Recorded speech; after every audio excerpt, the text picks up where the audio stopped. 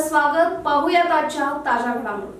कर्नाटक सरकारने महिलांच्या आर्थिक सक्षमीकरणासाठी सुरू केलेली गृहलक्ष्मी योजना तसेच घरगुती वीज देणारी गृहज्योती योजना या गेल्या 3 वर्षापासून राज्यात यशस्वीपणे राबवली जात आहे.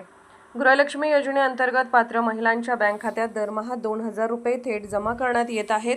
मात्र सध्या सरकारकडून या दोन्ही योजनांसाठी लाभार्थ्यांनी पुन्हा अर्ज सादर करावेत असे निर्देश संबंधित विभागांना देण्यात आल्याची माहिती समोर आली आहे.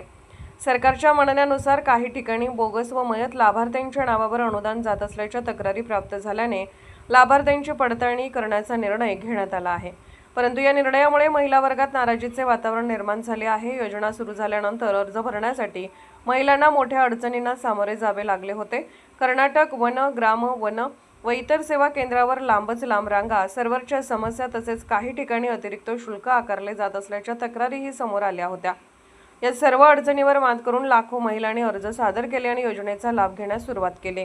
महिलांचे म्हणणे आहे की बोगस लाभार्थी शोधण्यासाठी शासनाने अंगणवाडी सेविका, महसूल विभाग किंवा इतर शासकीय यंत्रणांच्या माध्यमातून पडताळणी करावी.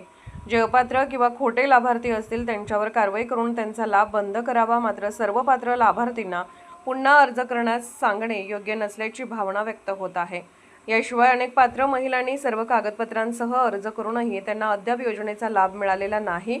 अशा परिस्थितीत पुन्हा अर्ज करण्याची सक्ती केल्यास महिलांचा वेळ, पैसा आणि श्रम वाया जाणार असल्याचे मत व्यक्त केले जात आहे. त्यामुळे शासनाने या निर्णयाचा फेरविचार करून लाभार्थींना होणारा त्रास कमी करावा आणि पात्र महिलांना सुलभ पद्धतीने योजनेचा लाभ मिळेल यासाठी आवश्यक उपाययोजना कराव्यात अशी मागणी महिला वर्गातून होत आहे. SB न्यूजसाठी बोरगावहून मुख्य संपादक शिवाजी भोरे.